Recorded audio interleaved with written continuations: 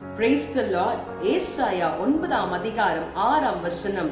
நமக்கொரு பாலகன் பிறந்தார், நமக்கொரு குமாரன் கொடுக்கப்பட்டார், கர்த்தத்துவம் அவர் தோளின் மேல் இருக்கும். அவர் நாமம் அதிசயமானவர், ஆலோசனை கர்த்தா, வல்லமையுள்ள தேவன், நித்திய பிதா, சமாதான பிரபு என்னப்படும் என்று சொல்லி வாசிக்கிறோம். பிரியமானவர்களே, நீங்களும் நானும் ஆராதிக்கின்ற தேவன் அவர் அதிசயமான தேவனாக நம்முடைய வாழ்க்கையில அதிசயங்களையும் அற்புதங்களையும் செய்ய வந்த தேவனாக இருக்கிறார்.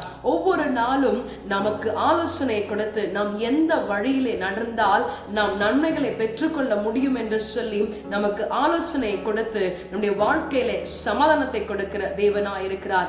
இந்த நாளிலேயும் நம்முடைய தேவாதி தேவன் எத்தனை நாமங்கள் உடையவராய் இருக்கிறார். அவரை ஆராதிக்க நம்மை விட்டுக் கொடுப்போமா? Praise the Lord. அவர் நாமம் அதிசயமானவர்,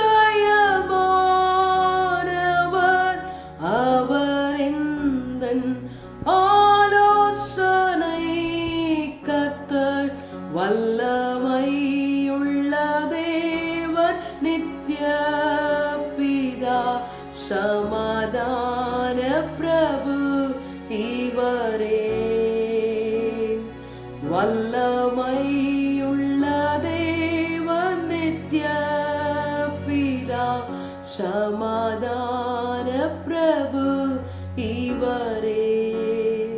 ஆண்டவரே, எங்கள் வாழ்க்கையில் ஒவ்வொரு நாளும் அதிசயங்களை செய்து எங்கள் வாழ்க்கையில சமாதானத்தை கொடுத்து நல்வழி பாதையில எங்களை நடத்தி செல்லுகிற ஆலோசனையை கொடுத்து ஒவ்வொரு நாளும் எங்களை நடத்தி தேற்றி ஆற்றி வருகிற உங்களுடைய கிருபைகளுக்காக நமக்கு நாங்கள் நன்றி செலுத்துகிறோம். எல்லா நாமங்களுக்கும் மேலான நாமத்தை உடைய எங்கள் தெய்வாதி தேவனே, உம்மை நாங்கள் ஆராதித்து தொழுது கொள்கிறோம். இந்த நாளை நீங்க பொறுப்பெடுத்துக் கொள்ளுங்க, ஆசீர்வதிங்க. இயேசுவின் நாமத்தில் ஜெபிக்கிறோம் எங்கள் ஜீவனுள்ள நல்ல பிதாவே, ஆமென்.